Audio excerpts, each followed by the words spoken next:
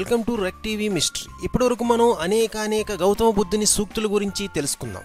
ఇప్పుడు అలాంటివే మరికొన్ని తెలుసుకోబోతున్నాం. సాధారణంగా మానవులు కొన్ని ధర్మాలను పాటిస్తే పరిశుద్ధులవుతారని, నిత్యం పూజలు కర్మలు చేస్తేనే మంచివారు అవుతారని భావిస్తూ ఉంటారు. కానీ గౌతమ బుద్ధుడు చెప్పేది ఏంటంటే, మనిషి భౌతికంగా కన్నా మానసికంగా పరిశుద్ధుడు కావాలని గౌతమ బుద్ధుడు తన సూక్తుల్లో తెలియజేశాడు. అలాగే మనిషి ఇటువంటి ధర్మాలను పాటిస్తే పరిశుద్ధులు కాలేరని గౌతమ బుద్ధుడు చెప్పాడు.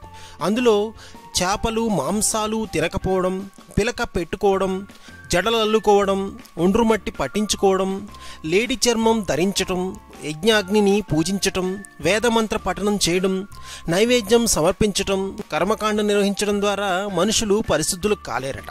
ఇవి కేవలం భౌతిక ధర్మాలే. అందుకే మనిషి మానసికంగా పరిశుద్ధంగా కావాలని గౌతమ బుద్ధుడు చెబుతున్నాడు. అలాగే శోకాన్ని జయించిన వాడే పరిశుద్ధుడవుతాడట. తాను కోపించకుండా ఇతరులకు కోపం తెప్పించిన వాడు ముని అవుతాడట. అజ్ఞాని ఎప్పుడూ ఈ శరీరాన్ని అందమైన దానిగా భావిస్తాడు.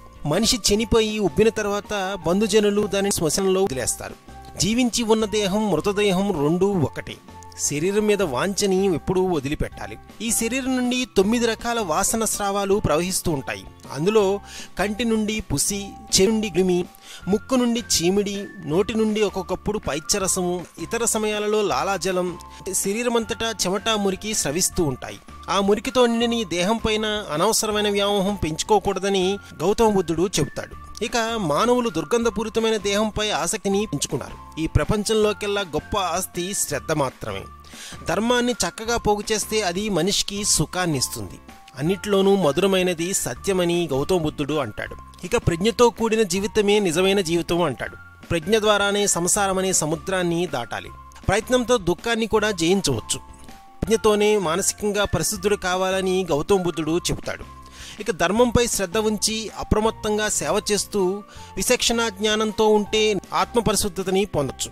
ధర్మం మీద విశ్వాసం ఉండటం వల్ల నిర్వాణం లభిస్తుంది. వినాలనే కోరిక ద్వారా ప్రజ్ఞ లభిస్తుంది.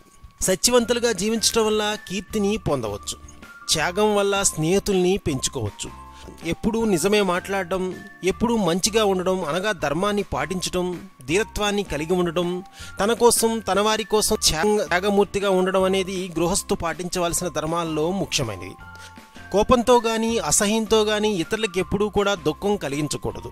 తల్లి తన పుత్రుని కోసం ప్రాణాన్ని సైతం లెక్క చేయకుండా కాపాడుతుంది. సర్వజీవుల ఎడల శత్రుత్వం లేని ప్రేమను పెంచుకోవాలి. బుద్ధుడు చెప్పిన ఈ ఒక్క మాటను ఆచరిస్తే చాలు అన్ని అభద్రతాభావాల నుండి బయటపడుతుంది. నా దేశం నా జాతి అనే భావన పోయి విశ్వ ప్రేమికులం అవుతాము.